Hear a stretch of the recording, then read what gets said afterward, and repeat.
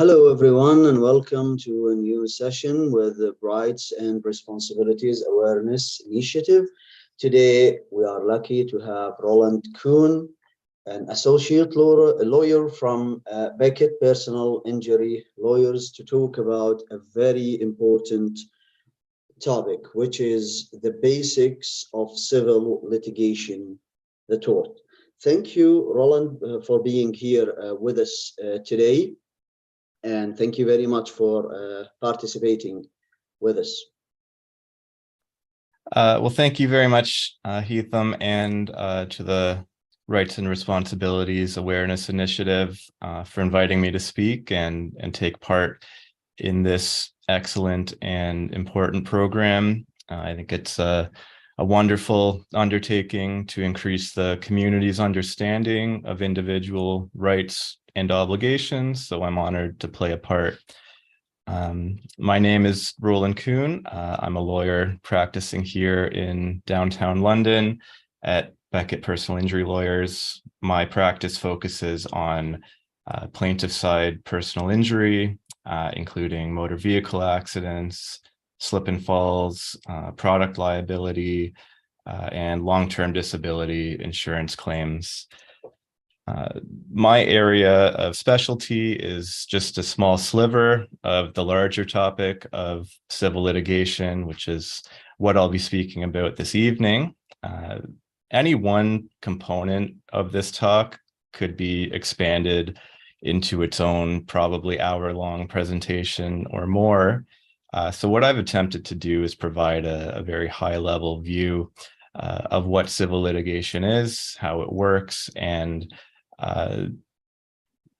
what someone considering it should consider and be aware of before diving in.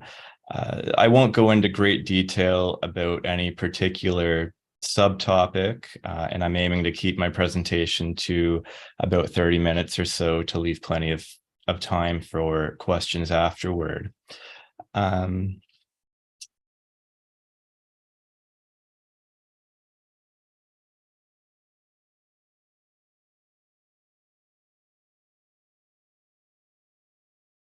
So I'm hoping everyone can see my PowerPoint presentation here. Yes.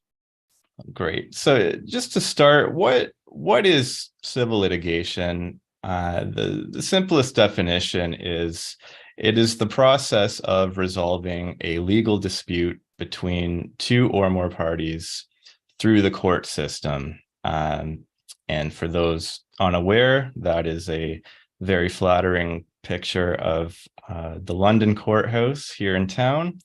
And perhaps to give a better idea of what civil litigation is, it would be helpful to look at what it is not. When we're talking about litigation, we're discussing conflicts that are resolved in the courtroom. Not all of those conflicts would be considered civil, though. Family law, for instance, all these issues around divorce, separation, custody, support, those kinds of things, that is certainly litigation. And technically speaking, many of those aspects could be considered civil litigation as well. But for our purposes, family law is considered a separate area of law. Criminal law generally involves litigation between the Crown or the prosecutor and people accused of crimes. But again, that is a specialized type of litigation that falls outside of the civil litigation that we're looking at. And finally, transactional types of law, like I've listed here, real estate, drafting wills, powers of attorney, estate planning, corporate type transactions, incorporating a company, purchase and sale, those kinds of things. Those are things done by lawyers, but they are typically not disputes. They are more deal-making transactions. However, down the road, if a dispute about one of these transactions were to arise, then that could become the subject of civil litigation.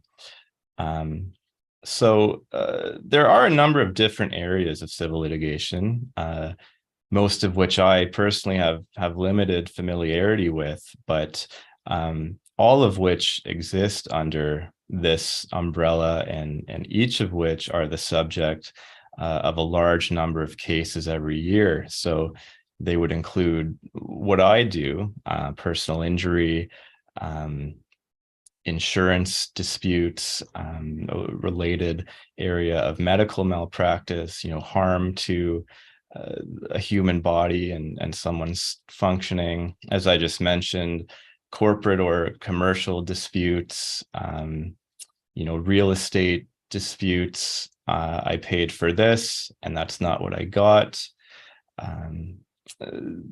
Estates litigation, when there is dispute over how an estate is dealt with after someone's death, and disagreement about how those assets are distributed. Defamation in recent years has really been in the news quite a bit. Slanderous statements, libel, those kinds of things where someone's character essentially is damaged. That is a potentially a grounds for civil litigation as well. Intellectual property, copyright disputes, employment situations, wrongful dismissal, discrimination, those kinds of things. And then even professional negligence. You hire a lawyer to do a certain task for you, or handle a certain legal matter that even could include civil litigation, and that professional makes a mistake along the way. Some kind of negligence leads you to suffer a loss. There could even be civil litigation about how that civil litigation was handled on your behalf. So as you can probably appreciate, this is a huge area, a huge number of causes of action, and ways to find yourself in the midst of a lawsuit. So let's get into that a little bit. Most of my presentation is going to be sort of from the perspective of someone who is considering bringing a lawsuit, entering into the civil litigation, and sort of assessing whether that is the best way to go about things, because in some cases it will be, and in other cases it won't. And in some others, it won't be clear immediately what the best course of action is in order to resolve a dispute.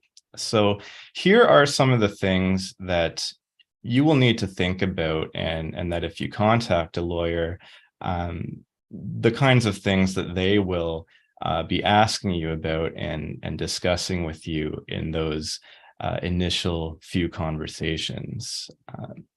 Number one, parties. When we talk about parties to a lawsuit, we are talking about, on one side, the party doing the suing, what we call the plaintiff. And this is the person who alleges that they have suffered a loss, and that they should be compensated or make whole. And the person or people that plaintiff is suing, they are called defendants. And this is a highly simplified version of this, but essentially, in assessing whether to bring a lawsuit, commence civil litigation, you need to look at who has actually committed this wrong that has caused me to suffer a loss. And that could be an individual, it could be a group of individuals, it could be a business, a partnership, a corporation, It could be a government entity, a nonprofit corporation, or some other kind of organization. Really, anyone can do something that could ultimately lead to them getting sued. So identifying who those people are is an important part of that process. If you're actually going to successfully sue someone, generally speaking, you need to know who that person or persons are. Another important piece here is vicarious liability, and that's the concept that, even though it was one party who directly caused the harm, another party, such as that individual's parent or their employer, for example, could also be found civilly liable because they were responsible for that person's conduct, and their failing essentially led to that harm actually being realized. So as civil litigators, we're not necessarily only looking to identify the most direct cause of whatever losses have been incurred, but also anyone else who might have had some part to play in that, and who potentially could have prevented it. So once we have identified who caused the harm, we need to be able to describe what they actually did wrong. It's not enough to say the losses were this other party's fault. We have to provide detail and, establish that the law actually provides some kind of mechanism for establishing liability against that party. So some examples of these actionable wrongs, which in legal circles we often refer to as torts, they're listed below. So some that probably are fairly obvious: assaults or battery. I physically strike someone and injure them. That would be considered a battery, and no surprise that is conduct that could lead to me being sued. In a business sense, a breach of contract, I say I'm going to buy a widget for $100 and the widget is delivered to me and I never pay for it. That would be a breach of contract. And in order to actually collect that $100, the other side may bring a lawsuit against me. Negligence, another fairly big category, but sticking within my area of expertise, personal injury, that could be negligence in how someone operated a vehicle, or negligence in failing to address a hazardous situation that had developed. Looking out the window, there's been some rain today.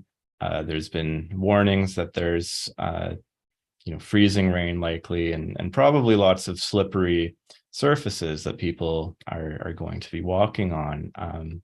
And some people are going to be expected to keep certain areas safe for people walking over those areas. And if they fail to do what is considered reasonable to address those risks, that could be considered negligence, as one example. Plenty of other examples: discrimination, wrongful dismissal or termination in the employment sense, false imprisonment, nervous shock, intentionally inflicting mental distress on someone, very similar to those physical injuries that we might pursue as well in the personal injury context. And then there's some more high level or less developed torts, like invasion of privacy, also called intrusion upon seclusion, accessing someone's personal data. Bad faith, an insurance company failing to treat their customers with the expected level of fairness, that slander, libel, defamation concept we discussed, and misrepresentations, again returning to the business arena, where maybe I say something, provide some information that was wrong, and then someone relies on that information in making some kind of business deal, entering into a transaction, and they lose they lose out. There's a financial consequence to them. That negligent misrepresentation, that is something that potentially I could be sued for. So just as there are any number of parties who could be included in civil litigation, there are also a large number of what we call causes of action, which is our way of describing what they actually did wrong. Now, when we're talking about civil litigation, we also need to consider what is it that we are actually trying to accomplish here, and what that is that we're trying to accomplish is called a remedy. So our system, to the extent it is possible, attempts to put plaintiffs back into the position they would have been if not for the defendant's actionable wrong. So the orders the court may make to allow this to happen are called remedies. By far, the most common remedy sought in civil litigation is called damages, which is the payment of money to compensate for a plaintiff's losses. And damages can, again, very generally speaking, be divided into two categories: pecuniary and non-pecuniary. So pecuniary damages have to do with money actually lost, or money that has had to be spent in response to this tort or actionable wrong that was committed. So again, returning to the personal injury context, these damages that can actually be calculated and a dollar amount put on with some precision, those would be categories like medical care. Either I've had to spend money to see a physiotherapist or a chiropractor following whatever caused my injuries, or into the future, I'm going to need to see a psychologist or a massage therapist, once a week for the next 5 years. In those cases, we can just look at how much was spent or how much is going to have to be spent, and that would be the calculation of the damages that are payable. Another important type of pecuniary damage is income loss. So if for whatever reason I am not able to work and earn the wages that I otherwise would have been earning, whether that's because of injuries, whether that's because I was terminated when I ought not to have been, or for any other reason, we can look at that income loss as, how much money was I going to earn, and how much money did I actually earn, and figuring out that difference between what I was going to earn and what I actually earned, that would be considered the income loss, and that is how those damages for income loss would be calculated. Out-of-pocket expenses. If I hired a contractor to build me a deck, for example, and the contractor comes and either does a very bad job or just destroys what I had there in the first place, but doesn't build me a functioning deck before leaving, I'm not only going to have to clean up that mess, I'm going to have to buy new materials. I'm going to have to spend a lot of money to be back in the position that I would have been in had that deck been built after I hired the contractor to do so. So all of that money that I've spent to make myself whole would be considered special damages, and that is something that could be recovered in a lawsuit. Turning to non-pecuniary damages, some losses are not financial. For instance, the pain and suffering that results from a car accident. Since the court can't heal a plaintiff's injuries, it will attempt to compensate that person by way of an award of damages. So not that money can make my back pain or my psychological harm go away, but the court is essentially trying to assess the severity of that injury and attribute some award of damages to properly compensate that person. Another example of a non-pecuniary type of damage would be, sometimes family members, they weren't the ones injured, but their relationship with the person who was injured has been impacted. They don't have the same type of strong relationship. They don't enjoy each other's company as much.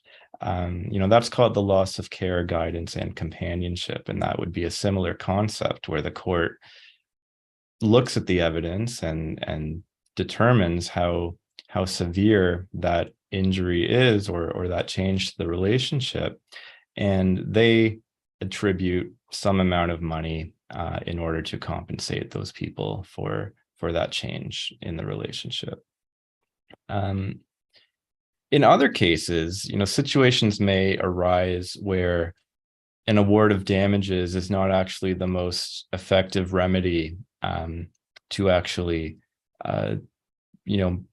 make the person whole or resolve the issue. So what's called equitable relief is a more flexible collection of options that are available to a court that essentially force people to do things or not do things, or change the wording of a contract to make things fair, and essentially provide justice for the parties. So examples of these types of equitable relief would be an injunction where the court essentially orders a party to stop doing a certain thing.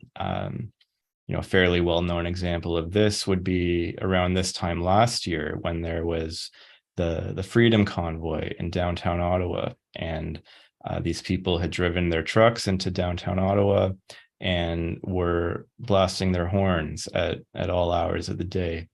And the residents of downtown Ottawa actually came together and sued the people they knew to be involved with the Freedom Convoy, and largely what they were seeking was an injunction, which was the court telling the truckers and the people protesting there to stop blowing their horns in this manner. So rather than calculating the damages for the frustration and all the other negative consequences on the people living in the area, a better solution in their view was just to make it stop. So that's what an injunction can accomplish. Similarly, specific performance is there's a contract and a party is expected to carry out a certain action as part of that contract, and they don't do it. As a result of the civil litigation, the court can order, hey, party, you do that thing you said you were going to do. That's called specific performance. Rescission, rectification, those are approaches to dealing with a contract dispute where The court can order that a problematic term from a contract is removed, or something that was unclear in the contract be clarified, the wording changed to provide clarity on what the contract says each of those parties is to do. So those are essentially the two remedies we're talking about when we are engaged in civil litigation. We're looking for damages, or we're looking for equitable relief. There are plenty more examples of both these types of relief, but these are sort of the main ones to provide some examples. So we've determined who we need to sue. We've determined why we're suing them, and we figured out why what it is we're looking for. Then it becomes time to get a sense of how strong is the case? How likely am I to succeed? And this leads to another host of questions. And at this point, I think it's important to establish that in civil litigation, in our system, it is the plaintiff who is responsible for proving that the defendant is liable, that the defendant did commit this tort or actionable wrong. And it is also the plaintiff's responsibility to prove that those damages that they are alleging they've suffered actually happened. So it's not the other way around. We can't just sue and say this happened and expect the defendant to say, no, it didn't. If you're a plaintiff and you're considering a lawsuit, you need to be able to actually prove that the losses were sustained. It is not the defendant's job to say, no, it didn't. They certainly can defend themselves once that proof has been proffered in the first place. But if a plaintiff shows up unable to prove what they are alleging, then the defendant has nothing further to do. They don't need to defend themselves. If it can't be proven, then the defendant is in good shape. So that's called the burden of proof. That burden of proof lies with the plaintiff. They have to prove it. And then once they do, it's the defendant's responsibility to defend themselves. And we'll come back to that. So a related concept is the standard of proof. So when a plaintiff is attempting to prove these allegations, they don't need to prove it with certainty. They don't need to leave a judge or a jury 100% convinced that the plaintiff's version of events is the correct one. All they need to do is prove it on what's called a balance of probabilities. And that is essentially saying that they need to prove that their version of events is more likely than not the correct one. Or if we're trying to look at it mathematically, how likely is it that the plaintiff is right, and how likely is it that the defendant was right? It has to be 50% plus one to break that tie in favor of the plaintiff. And we can contrast that with a different standard of proof that exists in criminal law. If the Crown accuses someone of a crime, let's say murder, it's not enough to demonstrate that the accused person probably committed the murder, or more likely than not committed the murder. That needs to be proven beyond a reasonable doubt. So there cannot exist any reasonable explanation other than the one being proposed to explain how that crime happened, to put it quite simply. So as an example here, many people are probably familiar with the O.J. Simpson case.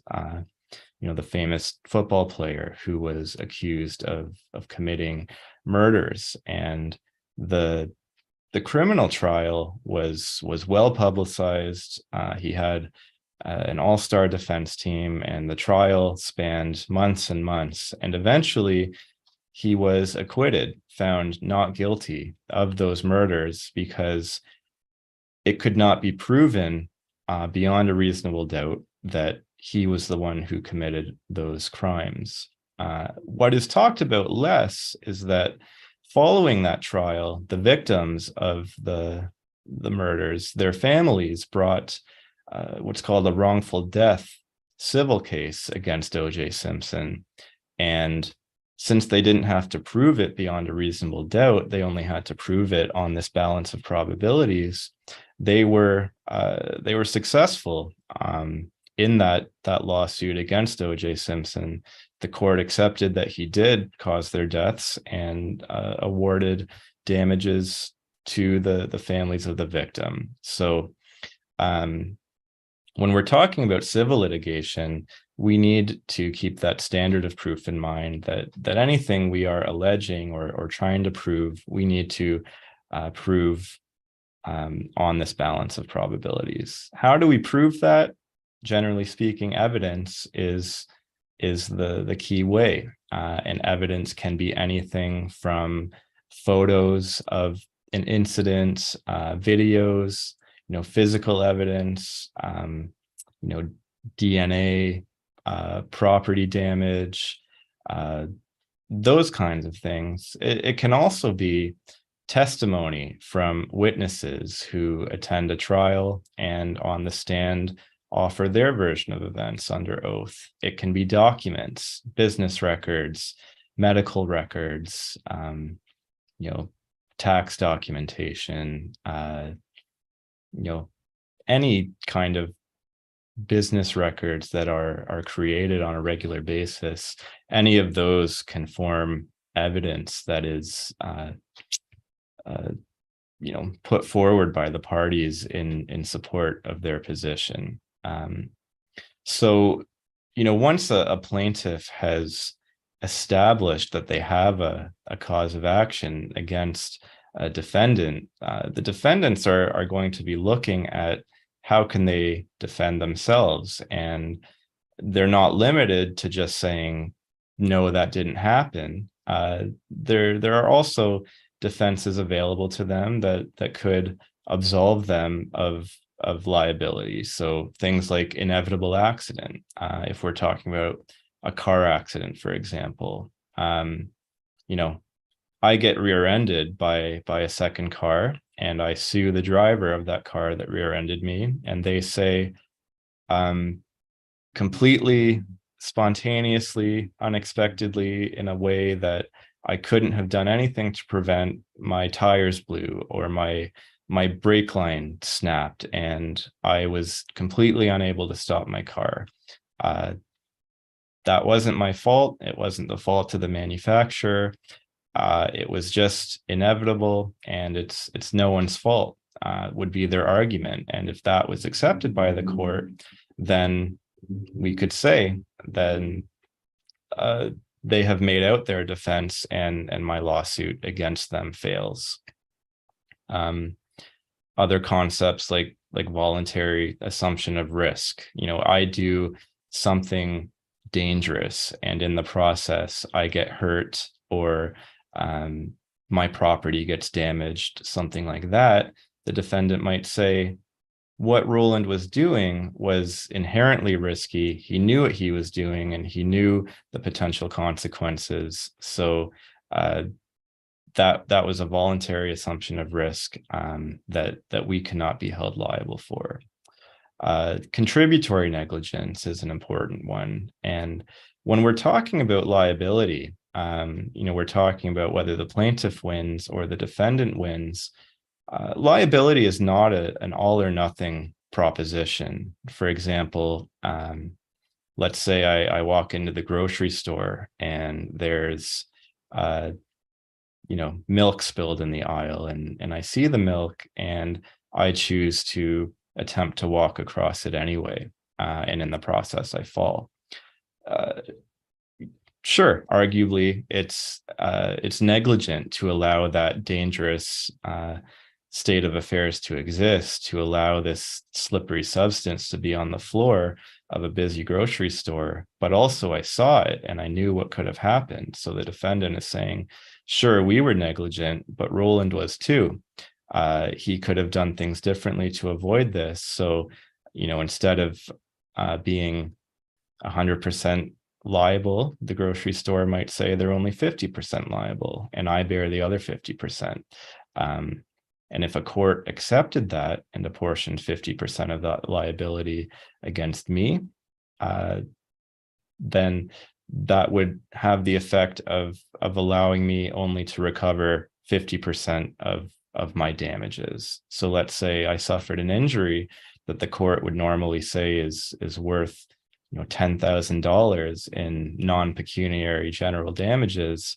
If I was found 50% liable for that incident, then that award of damages would also be decreased by 50%. So my $10,000 suddenly becomes $5,000. So in assessing the strength of the case, we need to look at the evidence. We need to look at what we can prove and what we can't, and we need to look at the defenses available to the people we're suing.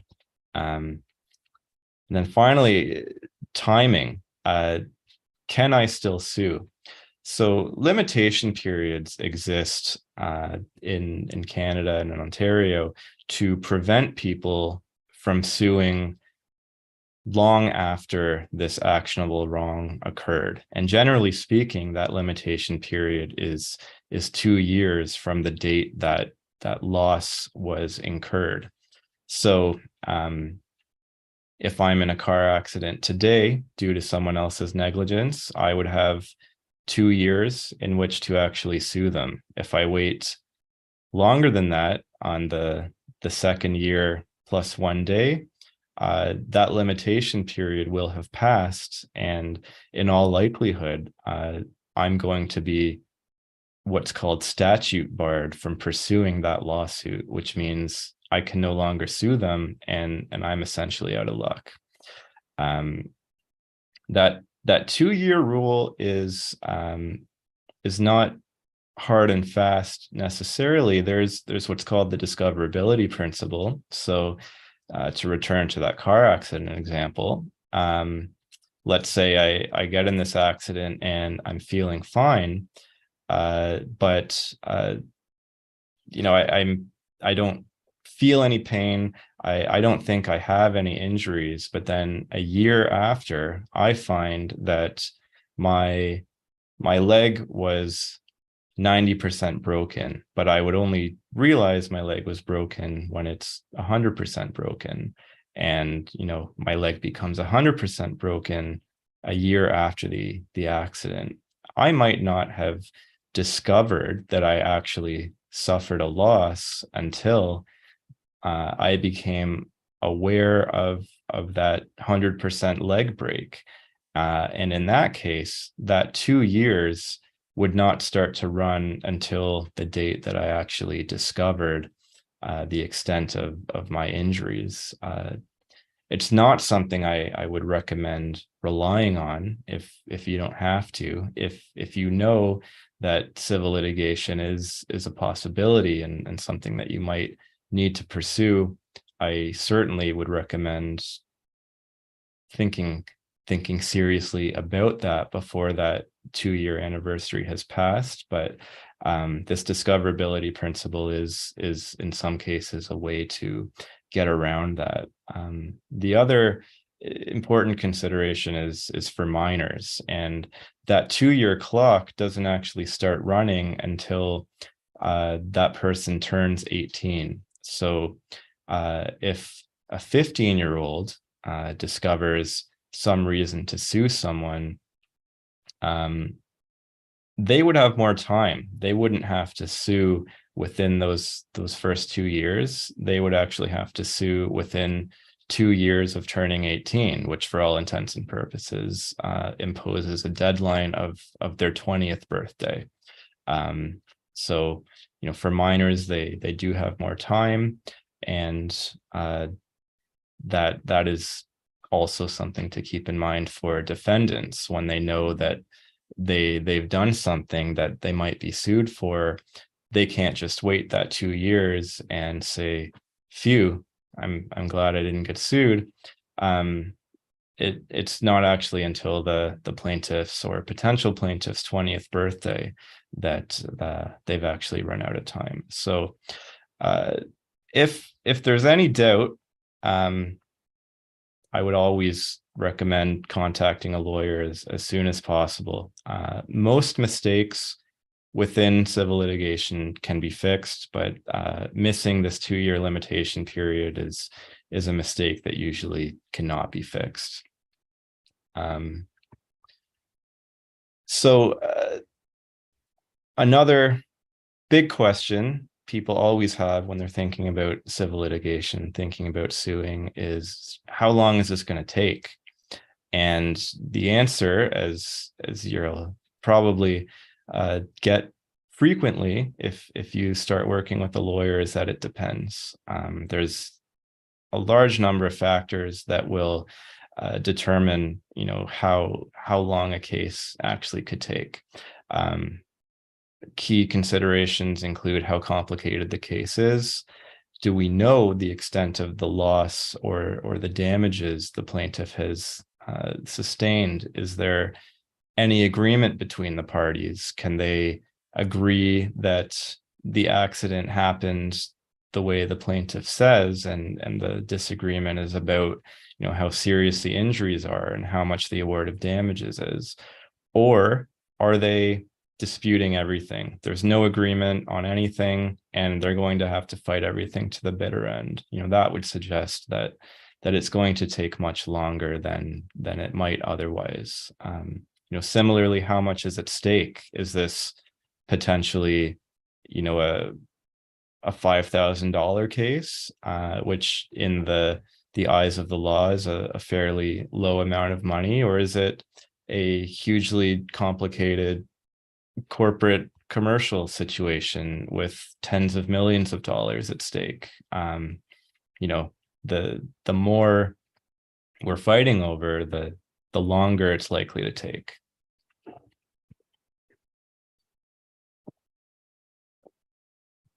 Another factor that has come into play in recent years is a large backlog in our court system here in Ontario, but really everywhere around the country. The COVID-19 pandemic, especially in the early days, shut down courtrooms entirely. So there was a whole list of cases waiting to be heard, and they couldn't get heard. And that just lengthened that list of cases waiting to be heard. So that's a problem that has really it existed before the COVID-19 pandemic, for sure. There were more cases to be heard than courtrooms to actually hear them. So there was already a long delay when you wanted to get your matter to trial. And that's only been made worse in the wake of the pandemic.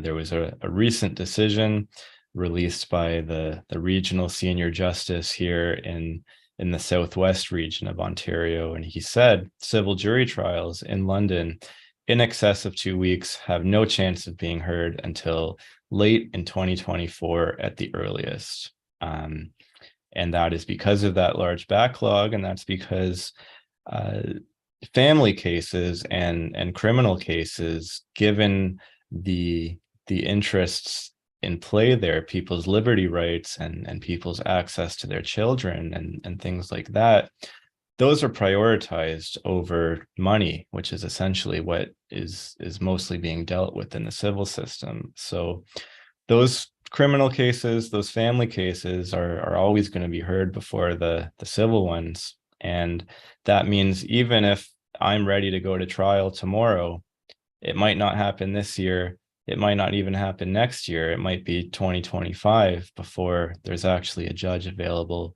to hear my matter. So in terms of the timing and how long all of this might take, you should be under no illusions that if extended civil litigation is required, that's going to happen quickly, because in all likelihood it's not.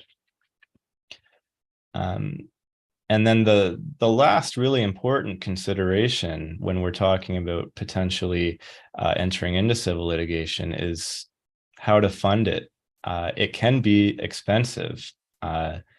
Lawyers are expensive. Even the cheapest ones are probably billing at least $100 an hour, and that can increase to $200 or $300 or $400 an hour or more.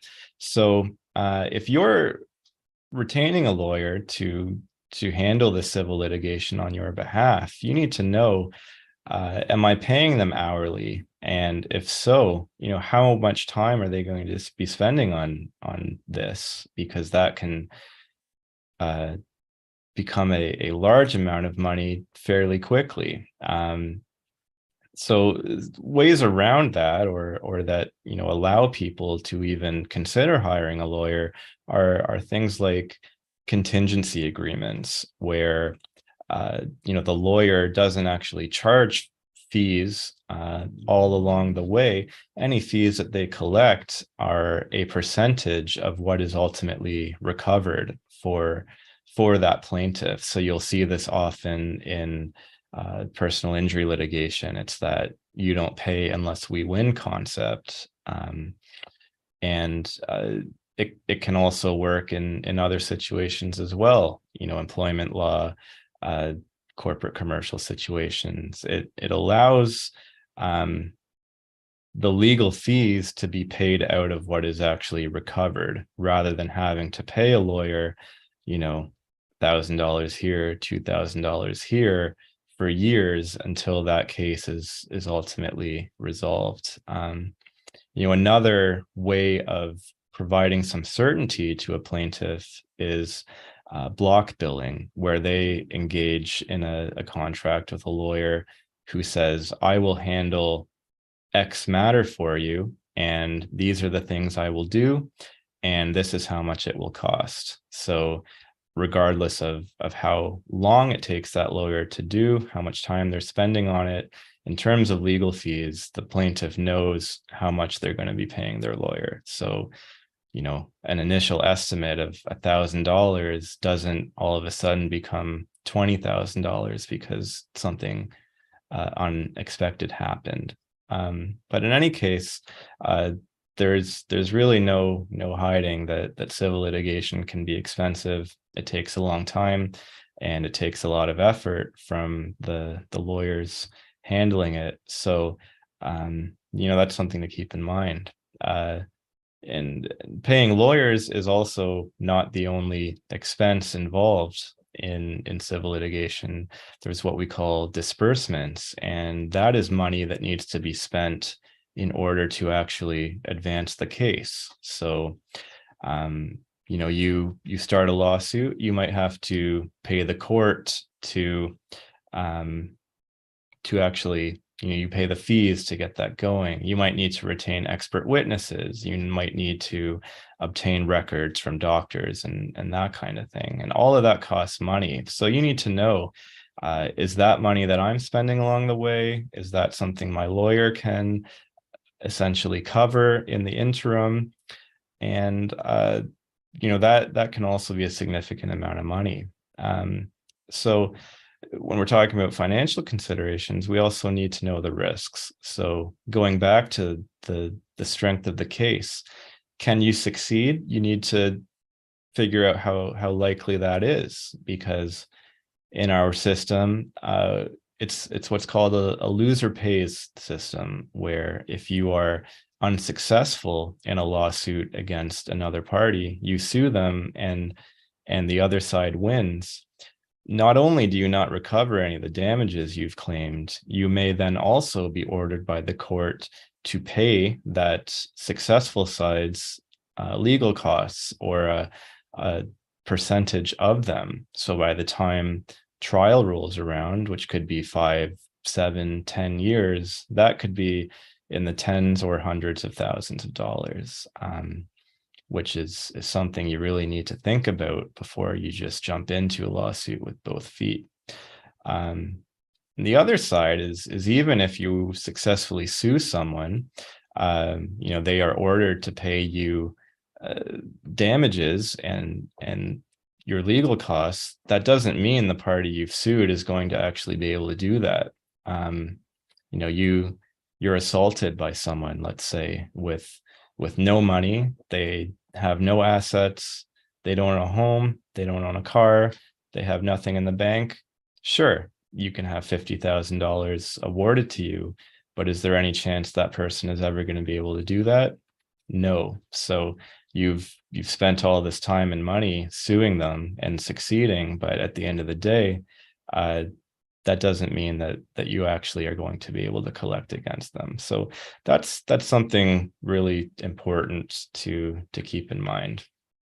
So I want to briefly go through, how this process actually works. I'm not going to spend too much time on any of this, but these are the sort of basic steps along the way. So when you start a lawsuit, that is started by filing pleadings, and that is a document that is filed with the court that identifies the parties, who's the plaintiff, who's the defendant, how much money am I seeking, and what am I saying actually happened. That goes to the court, that goes to the defendants, and then they are expected to file what's called a statement of defense. And that document essentially says what the defendants agree with and what they don't. It outlines what defenses they're going to be pursuing, and it may identify other people who the plaintiff didn't identify who might bear liability. So I sue party A, and they say, we didn't do it. It should actually be party B who is responsible for this, which is called a third party claim. So basically at the pleading stage, we're attempting to figure out who is responsible, what issues need to be proved, and it really sets the tone for how the case is advanced. The second step after pleadings are taken care of is the discovery phase, and there's two sort of main components of this. One of them is discovery of documents, and under the law and the rules that govern how lawsuits are carried out, all parties to a lawsuit have to disclose every document that is relevant to any matter that's an issue. So again, just to rely on what I actually know about in personal injury, if a plaintiff is injured and they're claiming an income loss, they need to produce documents about what their level of health was before this accident, what their financial situation was, their employment situation, how much money they were making, and all of that is then shown or used to show, how all of that has been changed. And, these medical records and these financial records can be quite sensitive, but in many cases they are relevant, and they are then basically left with the choice of continue with this lawsuit or, continue with the lawsuit and produce those documents, or don't produce the documents, but then have to essentially stop and withdraw their action against the defendants. So, this applies to both parties. It applies to plaintiffs and it applies to defendants. And, once all of those initial documents are gathered, they are exchanged. And then there's often what's called an examination for discovery. And that is an on-the-record question and answer session conducted by the lawyer for one side of the party on the other side. So a plaintiff's lawyer will examine a defendant, and a defendant's lawyer can examine a plaintiff, and that is to get a sense of what is actually involved in the case, what the case is all about. Get the parties to admit certain things that they can rely on, rather than having to prove it with formal evidence. So that's the first major milestone after pleadings are entered, and that's a massive simplification, but that's essentially the next step. Following that, well, assuming all the evidence sort of is out there, it's up to the parties to kind of determine how to go about things. A mediation could be a useful procedure at that point, and that would be essentially a neutral third party mediator would bring all the sides together, and they would look at the case, look at each side's position and the arguments, and work with them to communicate the strengths, communicate the weaknesses, and try to get each side to compromise to a degree to actually get the parties close enough to actually reach a settlement.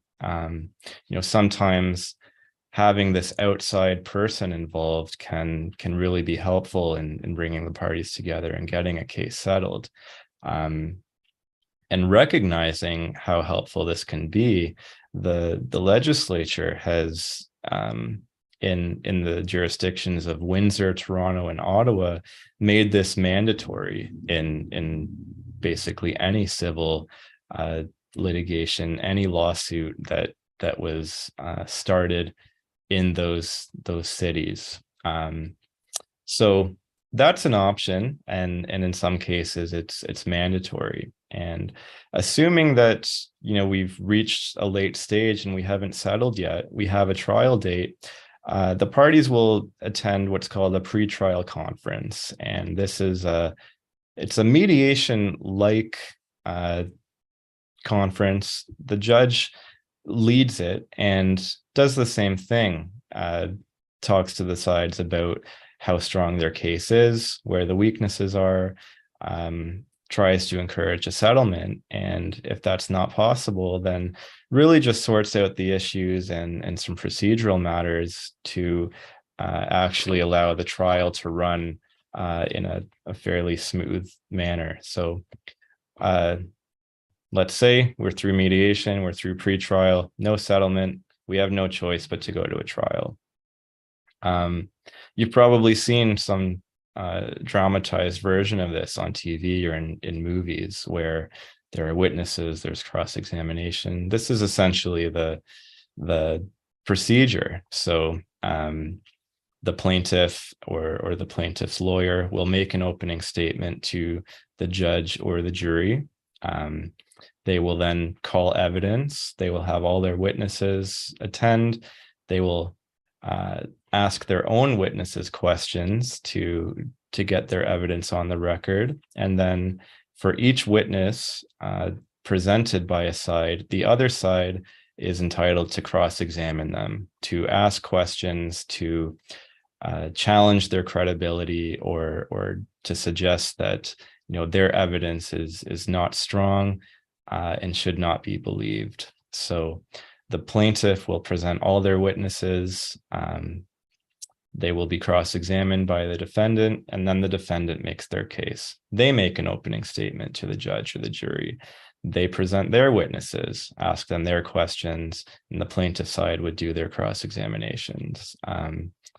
Following the defendant putting their case in, they would make a closing statement, and then the plaintiff would respond with their closing statement. And then if there's a jury involved, the judge would give some specific instructions to the jury before they make their decision.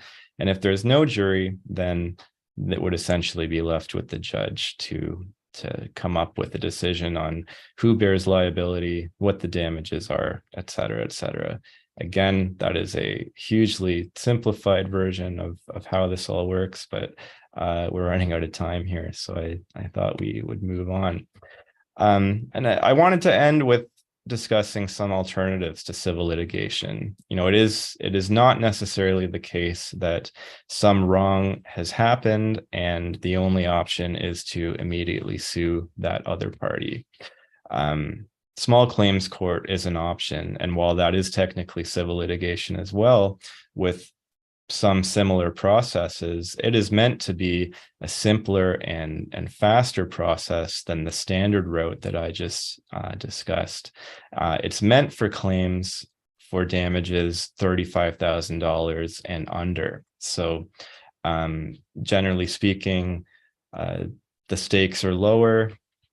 It's easier to access, and people don't necessarily need to hire lawyers for this either. Paralegals, who are other skilled, licensed people by the Law Society of Ontario, they can represent parties, and generally speaking, that is a more cost-effective way of having counsel representing you in court with regards to this dispute. And in some cases, it may be possible even to represent yourself without a lawyer or paralegal. The steps are meant to allow you to do that without too much trouble, without being too intimidating. So that's one option. Another one would be alternative dispute resolution, what we call ADR, and that's negotiation, mediation, arbitration. So negotiation can be anything as simple as getting in touch with the person you're considering suing and saying, I'm considering suing you, but maybe we can work out some kind of settlement agreement that makes that unnecessary. You have that 2-year limitation period before you lose the right to sue. So oftentimes, as litigators, or just as individuals, we'll try to work out some kind of agreement that means we don't have to sue them, and we have 2 years to do that. And oftentimes we can do that before that 2-year mark, and we don't have to sue. Mediation, I discussed earlier, and that doesn't need to occur in the midst of a lawsuit. It can happen before a lawsuit, or even if no lawsuit is being contemplated. That can be a good way to resolve disputes, both in civil litigation and family situations, or other other disputes you might have. Arbitration is similar to a trial, but it is a sort of hyperspeed version where the two sides get together, they make their pitches to an arbitrator, and the arbitrator, instead of trying to work with the two sides to get to an agreement, will just make a decision on what should be done. Party X should pay party Y, Z dollars in damages. And, the parties may agree beforehand to attend an arbitration and live with whatever the results of that are, to save themselves from the time and effort of having to go all the way through to a trial that could take years. This can be a simpler, faster, more cost-effective solution than suing and starting a lawsuit. And even if trying ADR fails, there's no reason you can't enter into formal civil litigation following that attempt. Depending on what the dispute is, maybe you're not even looking for damages, and you're not even looking for anything specifically to be done. You just want some accountability. You want things to be done differently in the future. If your complaint is against, let's say, a medical professional or some other kind of professional, usually there's a mechanism to complain to the regulatory body that governs those people. So as lawyers, we're governed by the Law Society of Ontario. If I make a mistake or I do something that a client doesn't like, they can make a complaint to the Law Society. The Law Society will investigate, and based on the findings of their investigation, they can reprimand me, discipline me, take away my license temporarily or permanently, depending on how serious that that conduct was. So this is a way that people can have their voice heard without actually having to sue and having to go through all those steps and deal with the risks of actually having an open lawsuit. So that's another thing to consider, depending on what the dispute is. So just a couple thoughts to wrap up here. Everything I just discussed, all of them will have exceptions. Depending on what your dispute or potential issue is, it's always a good idea to get in touch with a lawyer who specializes in that area and can advise you on some of the finer points of how civil litigation works within that specific area. And then, civil litigation it's generally a slow and difficult process, but it attempts to provide a fair and predictable mechanism to ensure justice is done. I say results may vary because there's no shortage of stories and cases of people attempting to find justice through the civil litigation system and finding that is just not what was available to them. So just another I guess piece to keep in mind when you are considering civil litigation, and some questions to ask the lawyer you end up speaking with if that's the route you go. So that's it for my presentation. That went longer than I anticipated, but I'm happy to answer any questions there might be. Thank you, Roland. We do have actually some questions, and I'm gonna post them to our chat here. So this is the first one. We've got those questions on social media.